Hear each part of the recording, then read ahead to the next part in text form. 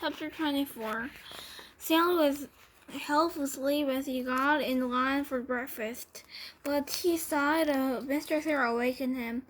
The left side of Mr. Sir's face had swollen the size of half a cantaloupe. There were 3 dark purple jagged lines running down his cheek where the warden had scratched him. The other boys in Stanley's tent had obviously seen Mr. Sir as well, but they had the good sense not to say anything. Stanley put a carton of juice and a plastic spoon on his tray. He kept his eyes down and heartily breathed as Mr. Sir landed some oatmeal-like stuff into his bowl. He brought his tray to the table. Behind him, a boy from one of the other tents said, "Hey, what happened to your face?" There was a crash. Stanley turned to see Mr. Sir holding the boy's head against the oatmeal pot. "Is something wrong with my face?" The boy tried to speak but couldn't. Mr. Sir had him by the throat. "Does anyone see anything wrong with my face?" asked Mr. Sir as he continued to choke the boy.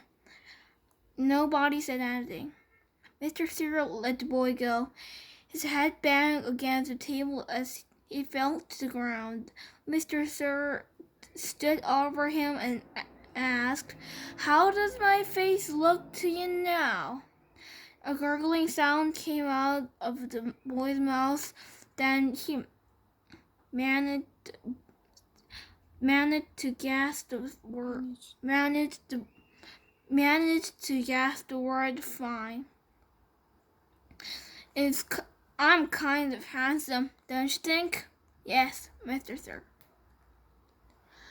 Out of the lake, the other boys asked Stanley what he knew about Mr. Sir's face, but he just shrugged and dug his hole. "If we don't talk about it, maybe it would go away." He worked as hard as fast as he could, not trying to pace himself. He just wanted to get off the lake and away from Mr. Sir as soon as possible. Besides, he knew he'd get a break. "Whenever you're ready, just let me know," Zira said. The first time the water truck came, it was driven by Mr. Pendanski. The second time, Mr. Sir was driving. No one said anything except, "Thank you, Mr. Sir," as he filled his canteen. No one even dared to look at his growth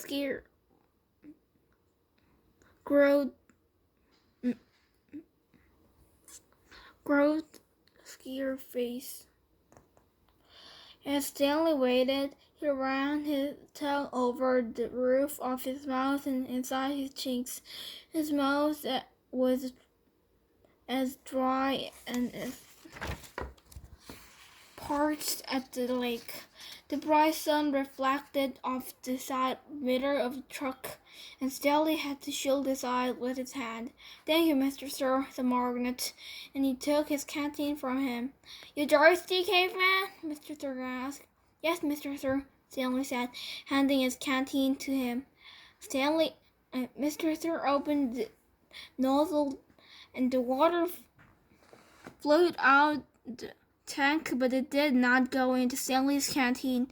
Instead, he held the canteen right next to the stream of water.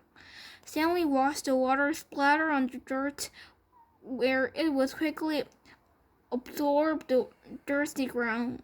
Mr. Sir let the water run for about 30 seconds and stopped. "You want more?" he asked. Stanley didn't say anything. Mr. Sir turned the water back on, and again Stanley watched it pour onto the dirt. "There, that should be plenty." He held Stanley's empty canteen. Stanley stared at the dark spot on the ground, which quickly shrank before his eyes. "Thank you, Mr. Sir," he said.